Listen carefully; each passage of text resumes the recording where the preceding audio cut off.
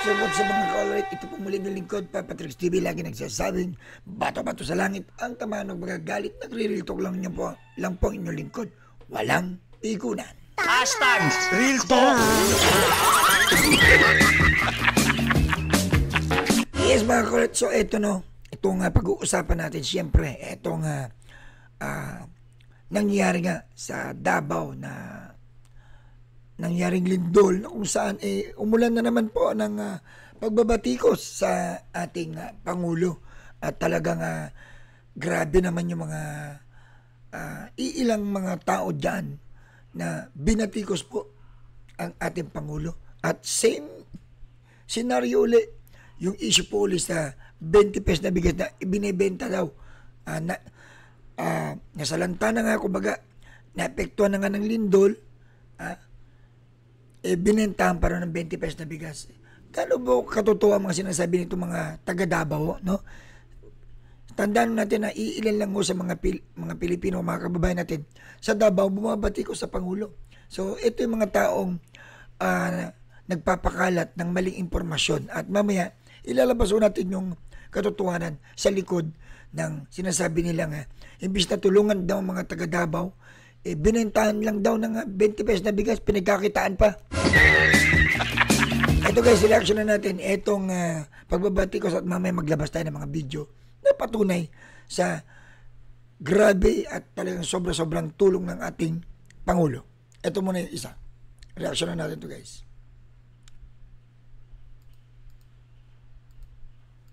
BBM, nung linindol ang Cebu, pumunta ka after 2 days. Or after 1 day.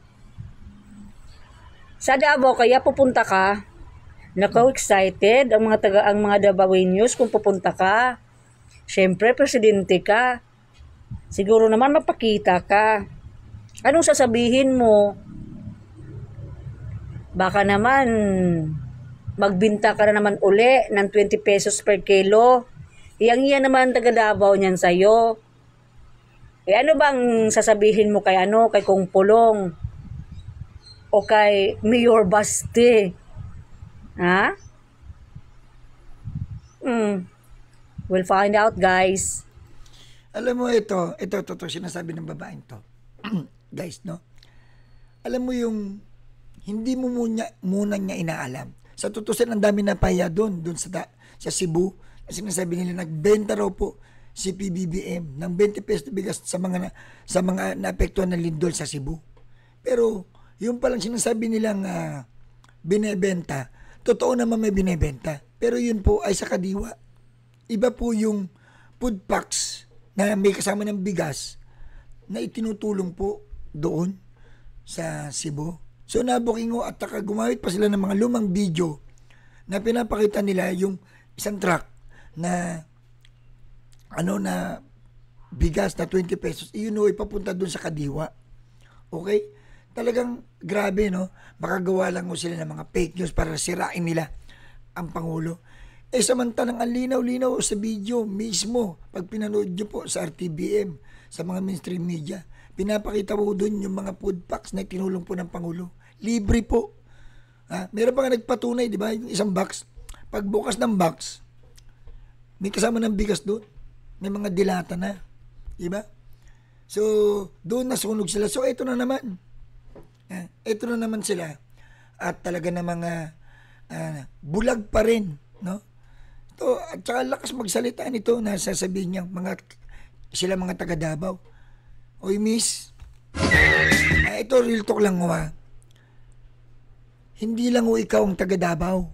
Kaya huwag mo sabihin kaming mga taga Davao. Maraming mga taga Davao dyan na alam nila ang sitwasyon, alam nila ang katotohanan. Kung ikaw ay hindi naniniwala at ikaw ay opinion mo yan ang gusto mong palabasin. Sarilinin mo na lang, huwag ka naman damay sa mga ibang taga Davao dahil may mga taga Davao na mababait, maunawain at talagang ginagamit nilang utak nila. Huwag mong sabihin kayong mga taga Davao dahil maraming taga Davao ang hindi kasing kitid ng utak mo. Okay? So ito pang isa. Ito pang isang babae na antibay din ang pagmumuka. hindi rin nag-iisip sa mga sinasabi niya. Pero tignan nyo rin, kayo nang balang umusga dito. Itong piling matalinong babae na to. Panoorin nyo guys. So, meron tayong bad news and good news, of course. Tandaan yung sinabi niya, meron daw good news and bad news.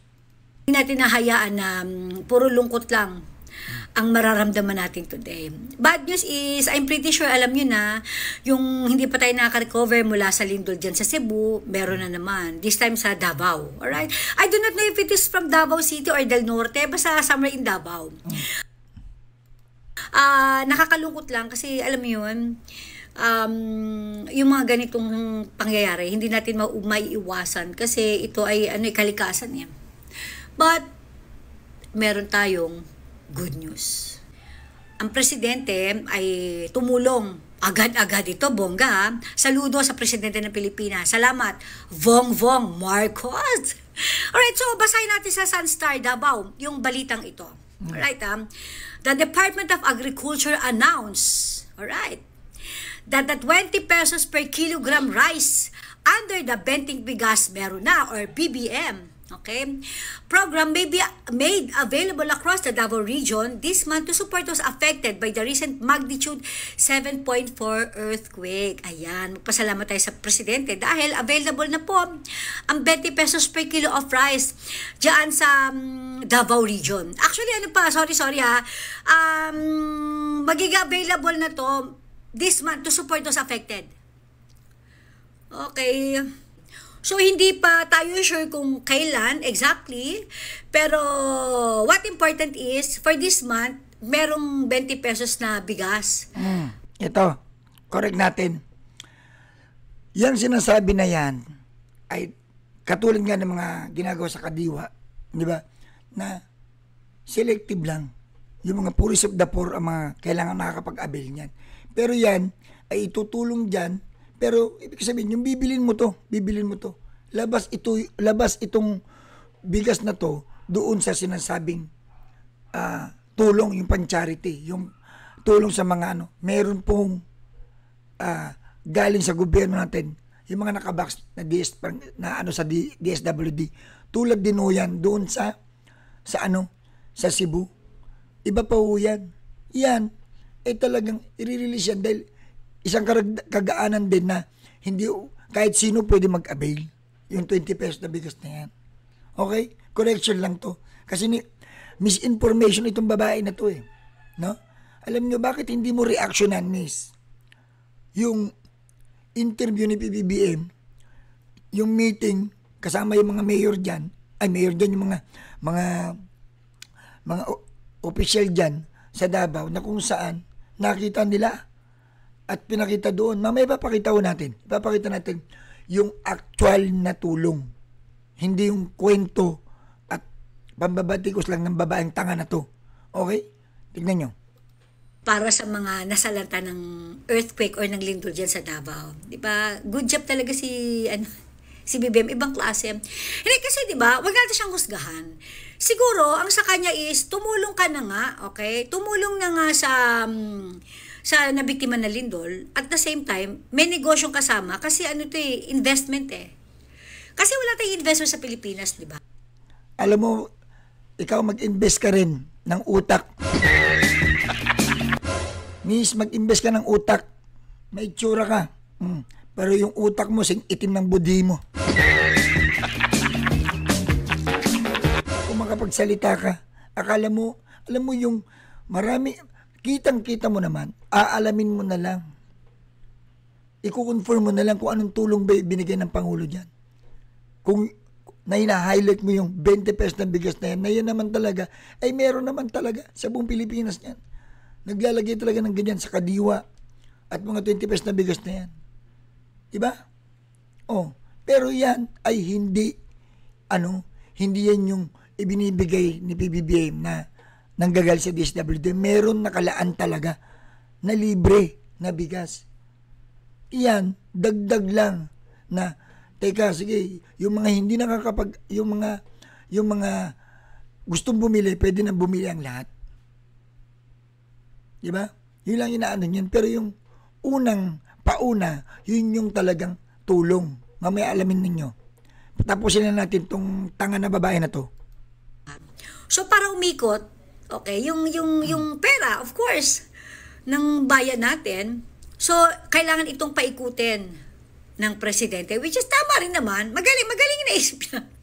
Parang wala pa akong nakitang presidente, no, na panahon ng kalamidad, nagbenta ng bigas. Kasi ang alam ko, palaging libre yan eh. Hindi, ganito yan.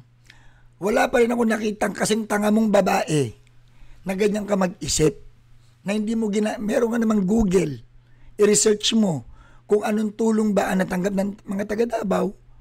Mag-research ka lang kung meron ba talaga libreng bigas. Meron eh. Kaya mama ilalabas ko, isasampal ko sa katangahan mo dahil bobo ka. Di ba?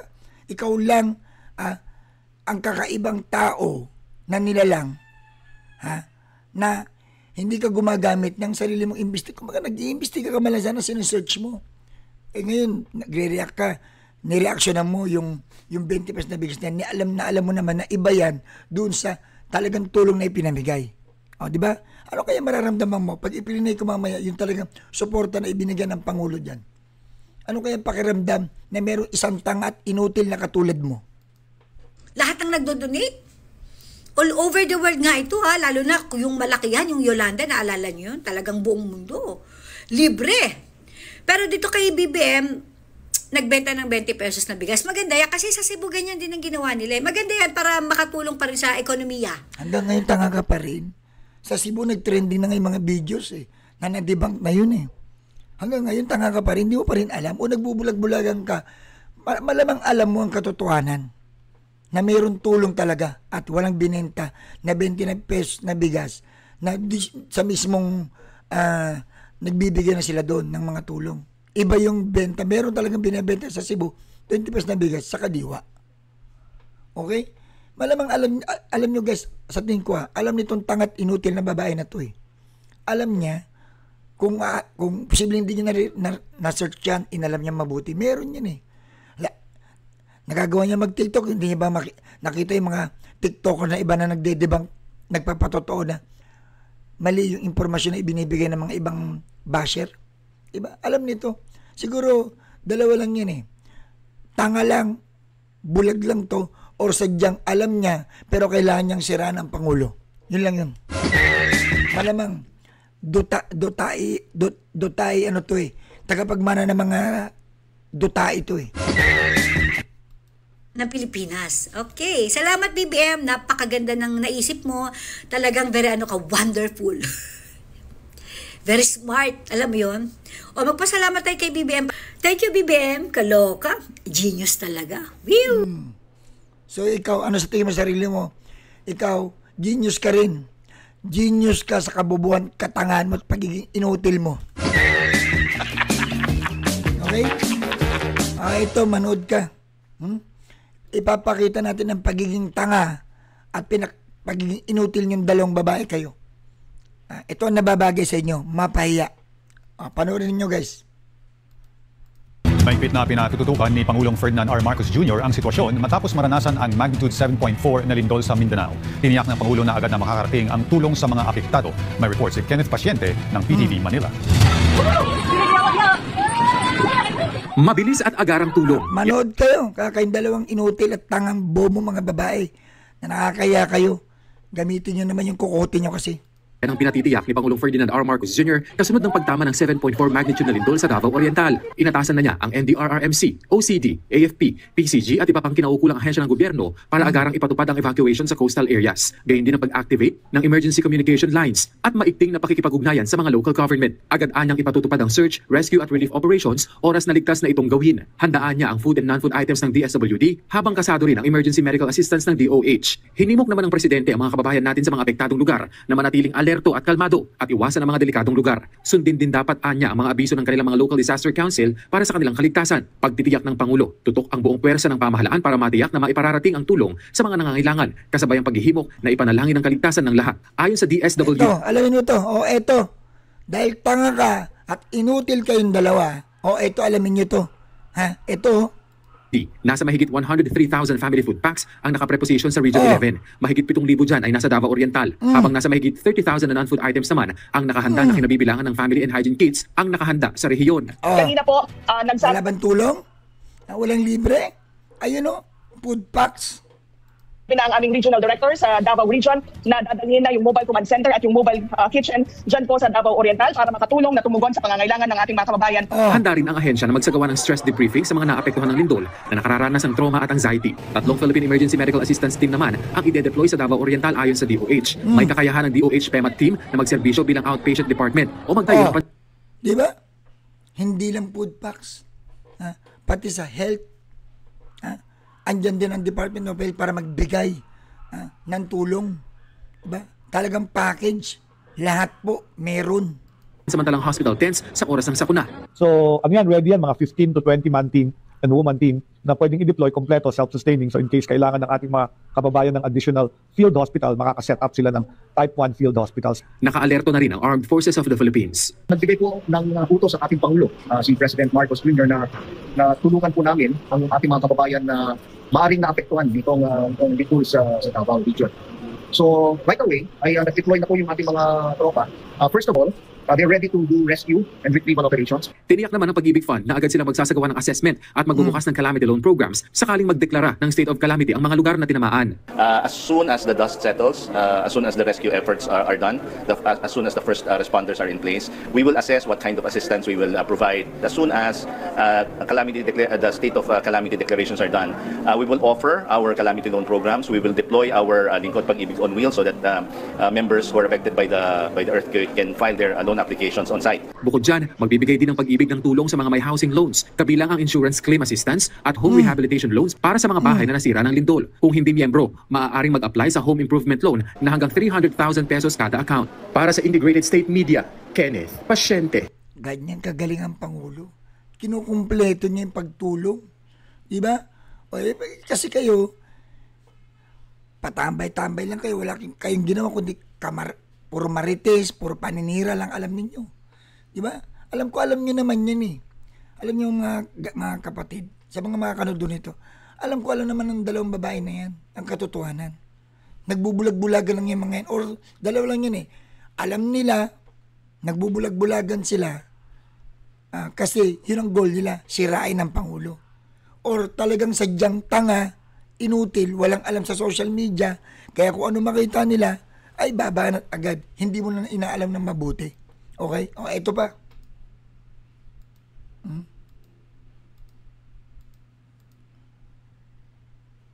Magnitude 7.4 na lindol sa Manay, Davao Oriental. Live mula sa Mati City, nangunguna sa balita si News 5 Mindanao correspondent Bril Montalvo. Bril, ano mga lugar ang sinadya ng Pangulo ngayong araw? Jiggy, kasamang ng ikot ni Pangulong Bongbong Marcos, sina DepEd Secretary Sani Angara at DPWH Secretary Vince Dizon. Unang binisita ng Pangulo ang Manay District Hospital na isa sa mga lubos na napinsala. Nagsibagsakan ang mga kisame at nagkabitak-bitak ang mga pader ng ospitala. Sunod na binisita ng Pangulo ang Manay National High School sa... Diba? Alam mo ba't pinupuntahan ni PBBM yan? Kaya niya pinupuntahan yan kasi gusto niyang tignan kung ano yung sitwasyon, kung ano mga pwedeng itulong pa dyan. Kaya nga after niyang tinignan niya, nagkaroon ng meeting. At inalam niya ngayon kung ano yung mga madali ang tulong agad ang gagawin ng Pangulo. Pero nauna na po yung mga tulong dyan, mga food packs nandyan na.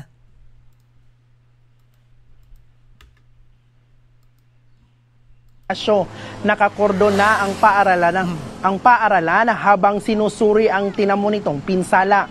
Pinuntahan din ng Pangulo ang nasirang evacuation center sa bayan ng Tarragona. Hindi ito ligtas na tuluyan kaya ang mga residente nakatira muna sa mga tent sa labas ng munisipyo. Jiggy.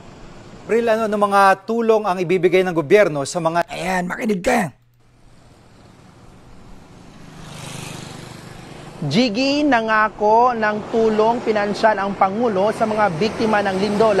Magbibigay ang Office of the President ng 50 million pesos sa probinsya ng Davao Oriental. Makakatanggap naman ng tig 15 million pesos ang mga munisipalidad ng Manay, Banay-Banay at Lupon. Tig 10 milyong piso naman ang Mati City at mga bayan ng Tarragona, Baganga, Boston at Katiil. Tig 5 milyong piso ang mga bayan ng Caraga at San Isidro. 3 milyong piso naman ang ibibigay sa bayan ng Governor Generoso. Pakinggan natin ang pahayag ng Pangulo. Alam mo ba yon? Dahil mga tangat inutil kayong dalawang babae kayo? Ha? Sino ngayon ang hanapan nyo ng kapalpakan? Hindi ba kayo? Yung katangahan ninyo? Yung ibinigay na yan na tulong, bukod sa mga food packs pa, yan financial, yan ibinigay na yan. Sino magdi-distribute yan? O di hanapin nyo sa mga pinuno ninyo dyan, yung mga mayor nyo, yung mga congressman ninyo, malamang ay mga governor dyan. Diba? Malamang, tignan nyo kung a-action sila, kung magtatrabaho sila, yung bastet ninyo. Ha? Kung bibisita ba dyan sa lugar ninyo, sa Davao Oriental, kung bibisitahin ba kayo dyan, or kung hindi siya pupunta dyan dahil na dyan ang mga kasama ng Pangulo, baka masapawan. Yung iba, kailangan buksan yung kalsada. Iba-iba. And that's why, ang thinking namin, ibigay na lang namin sa inyo yung pondo. Alam ninyo, mas alam ninyo kaysa sa amin ang pangangailangan dun sa area ninyo. Tama! Wala bang naging agam-agam ang Pangulo gayong alam niyang balwarte ng mga Duterte ang Davao? Jiggy, sinagot ni Palace Press Officer Claire Castro ang tanong na yan sa press briefing ng Malacanang. Pakinggan natin ang pahayag ni Yusek Castro. Ang mga Davaoenos po, mababait na mga kababayan natin yan. Alam po nila ang mga taong tunay na tumutulong sa kanila. Hindi po matatakot ang Pangulo na siya ay pumunta sa Davao dahil ang mga Davao ay kababayan natin at sila po ngayon ay nangangailangan ng tulong. So wag gawing pamumulitika ito. Tama. Jiggy, sinabi rin ni Yusek Castro na pwedeng pumunta ang Pangulo sa anumang rehiyon para tumulong bilang siya ang presidente. Yan muna ang latest. Balik sa'yo, Jiggy. Yan pong ulat ni Bril Montalvo live mula. Di ba? So, yung ginagawa nito mga content creator na to, alam mo dapat kayo, masilip sana ng NBI to no? Na yung pagpapakalat ng fake news para sirain ang kredibilidad ng ating Pangulo. Dapat may mga karampatang parusa sa mga taong to, yung mga fake news. Yung bang dinadivert nila sa ibang issue, yung mga ganitong nangyayari na seryoso ang pagtulong ng gobyerno sa mga kababayan natin. Pero dahil may mga taong katulad nito, napilit nilang sinisira yung tiwala ng taong bayan sa Pangulo. Dahil nga ayaw nila makita yung mga ganitong pagtulong. Nasasaktan sila. Diba? Nasasampal sila ng katotohanan na grabe pa ng Pangulo masipag. Totoo yung pagtulong. Pero nag-iisip itong mga tangat inutil ng mga to na makagawa ng kwento para masira ang Pangulo. Ang kakapal talaga ng mukha. Ito pa. Panoorin nyo to. Ha? Mismo sa Mindanao Development Authority na kung ano sinasabi niya. Kung paano niya pinapasalamatan ng Pangulo. Of the President. So again, nagpapasalamat. Ready? Ng lindol. Palaging umaasa tayo ng tulong sa ating mga kapitbahay at sa ating mga kaibigan. Lalong-lalo na nanggagaling sa Office of the President. So again, nagpapasalamat ang Mindanao Development Authority representing the different LGUs of Region 11 and dahil sa mabilis na pag-aksyon ng ating Presidente at natawagan at napagsabihan yung nautusan ang ating mga kasama ngayong umaga, buong araw sa pag-ikot at pag-assess at pag-check ng damage na dala ng lindol. So nagpapasalamat tayo at agarang pinapuntahan ng ating Presidente para siguraduhin na ang tulong na kinakailangan ng Region 11, ang tulong na kinakailangan ng mga iba't ibang LGUs na tinamaan ng lindol ay nandito. So again, on behalf of the Mindanao Development Authority, thank you Secretary Rex of the DSWD, thank you Secretary Sani of DepEd, And of course, thank you. Maraming salamat kay Secretary Vince Dizon ng DPWH. Thank you, sirs. Diba? Bakit nagpapasalamat sila? Kasi totoo yung pagtulong eh.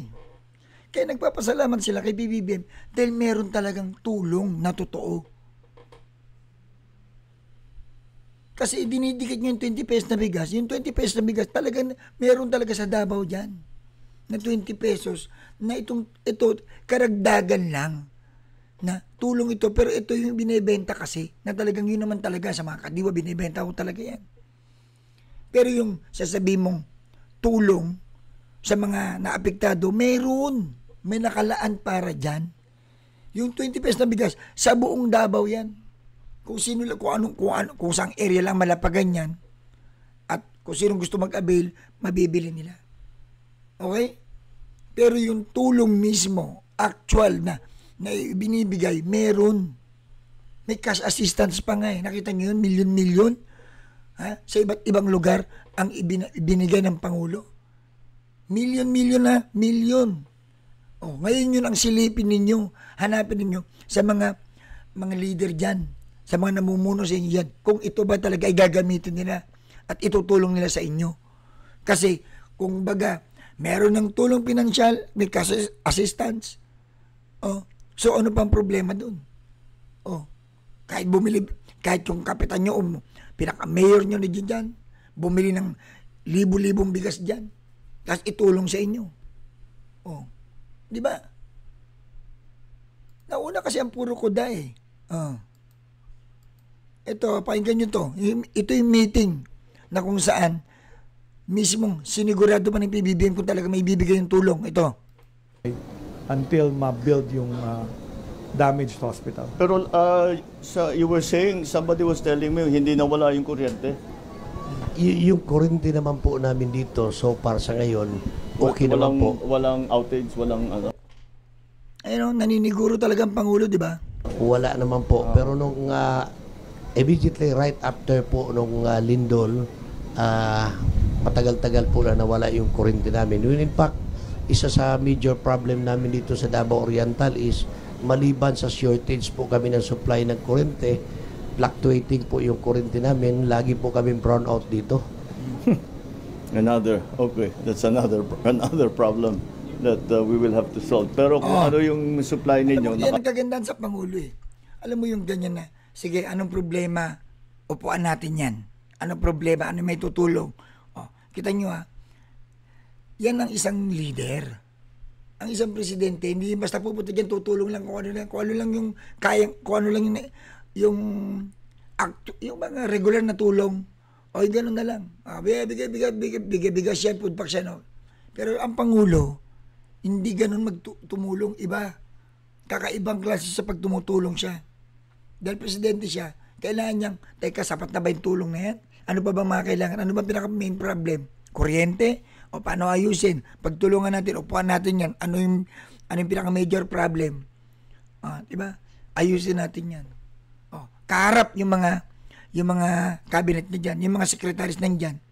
Actual, ito kaganda sa ginagawa ng Pangulo eh. Ito yung mga taga dyan, mga apektado, yung nakakabisado yung nangyayari sa lugar nila, yung sitwasyon, at kaharap nila yung mga secretaries. Iba't iba. DA, taga DPWH, di ba? Katulad yan, Department of Health, kompleto nandyan lahat to. Para actual na sinusolve ni PBBM yung senaryo. Tingnan nyo. Naibalik naman. Naibalik na po. Naibalik naman. Alright, so let's I presume Rex, I presume that these numbers are pretty much because these are naniniguro pa siya yan. Kaya mga sinisigurista si PBBM eh. This shouldn't increase anymore. Sir, because all the people who have been evacuated have been counted. You know? Yes, sir. Yeah. Sir, working with the local government, we've already released 36,000 family food packs. Yan ho yung standard operating procedure natin. Ang tansya ho namin, may mga kumukuha pa, will probably round off close to 50,000. So we have enough in the region. Before the earthquake struck, we had like 100,000. Within the region. In the region. And tulong niya na free binibigay yan mga food packs. Then kumukuha rin ho tayo sa Caraga. Caraga. Malapit rin ho sila, so meron rin tayong 200. Hindi nagbebenta. Totoo yung binibentang 20, pero yun ay binibenta para pangkalahatan yun. Okay? Pero yun ay nakadesign talaga na itong 20 na to. Ito rin dati pa, bago pa magkalindol dyan, meron na mga ganyang ibinibenta talaga na bigas. Pero yung bigas na tinutulong sa mga ganyang mga food packs, meron bigas talaga na nakalaan para tulong sa mga taga dyan. Di ba? Masyado kayong pinamasahin kami na problema yung bigas. Tignan nyo nga, milyon-milyon yung cash assistance na binigay ng Pangulo. Kung di ba naman kayo mga tanga. 100,000 doon. Okay. So mas malapit ho kasi yung iba sa Caraga So doon na rin ho kami kumukuha. But we have more than enough food supplies, sir. And then the partially and totally damaged, sabi ko na lang ho sa mga governor and mayors, kokolate na lang namin so that we can prepare the cash assistance na ho, sir. But these are not the damage to the houses, partially and total, are not, this number is not yet complete. Sir, hindi pa ho Nag-usap kami nila governor. Hindi pa ho. Ongoing pa rin yung assessment po. Ongoing pa yung assessment. Kasi ibang lindol, kung minsan nasa loob, hindi mo nakikita yung damage na nasa loob. Sir, like sa Cebu, kailangan maging maingat. sa Cebu ngayon lang nila ibibigay yung totally and partially na total nila Inisa-isa ho, tapos validate. So it's been a week and a half na since that earthquake. Ngayon lang. Well, I hope na because it's not so densely populated as it is in Cebu, Bogo, and then surrounding towns. 3, 2, 1. Diba? So, yun guys, no? Alam mo, yun yung katotohanan po, na ang Pangulo talagang tutulong yan. Walang pinipiling kulay yan Kahit kalabang kapanya, pinupuntahan niya. Kahit alam niyo yung wala siyang takot na alam niya, ang daming galit sa dyan, ganyan. Ito kasi pag sinabi nilang Davao, hindi galit ang mga taga Davao kay PBBM. Sino ba nagsasabi lang ng mga ganun? Sino ba nagsabing galit sila? Galit itong mga taong to. Ang buong taga Davao kay PBBM. Sino ba? Di ba? Hindi ba? Yung iilan lang naman na mga tawag dito, mga taga Davao dyan, mga content creator lang naman, yung mga may inging kuda sa sa social media. Sila naman nagsasabi, kami mga taga Davao, subukan mong pumunta dito sa Davao. Di ba? Pero anong katotohanan? Totoo ba na ang mga tao galit talaga? Kung titignan natin dito, tignan nyo nung mga time na yan. Dito. Ito.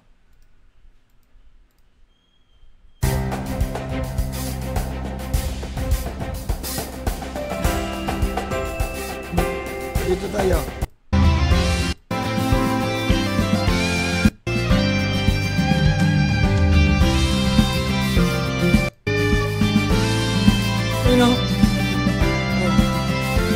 Mga cash assistance, may mga galit ba? Galit ba yung mga tao? Natutuwa sila, may tulong.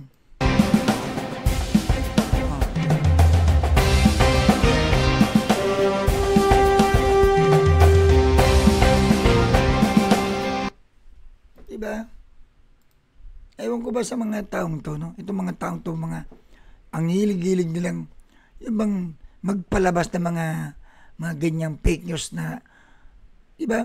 Alam mo yung ililink nila yung 20 pesos na bigas na talaga namang yun ay talaga ibinibenta, pero sa lahat po, hindi lang doon sa apektado.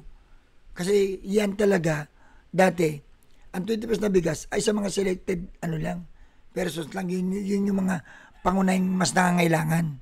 Diba? Pero ngayon, yung 20 pesos na bigas na yan, lahat pwede na makapag-avail. So, bakit mo i-connect dun sa pagtulong sa mga Pilipino dyan na naapektuhan? Meron naman nakahiwalay ng tulong. May cash assistance pa. Ano ngayon ang pakiramdam nung dalawang tangat inutil na nireaksyon na natin babae? Diba? Guys, isipin nyo meron tulong. May cash assistance pa. Million pa. Oh. Ganun kagaling ang Pangulo eh. Yun ba, hindi tulong yun? Ha? May food packs, sobra-sobra. Cash assistance, ang laki ng pinamigay niya. Oh. Para talagang full support talaga sa mga taga doon. Kulang pa ba yun? Kukwestiyonin nyo pa rin yung 20 pesos na bigas na ibinibenta? Ba't mo i-connect yun? Dapat, itong dalawang tanga na babae na to, dapat inalam nyo rin kung totoo ba yung cash assistance, kung totoo ba yung yung bigas na may binibentang bigas doon sa food pack na yun, kung binabayaran nila. Ang linaw-linaw, libre.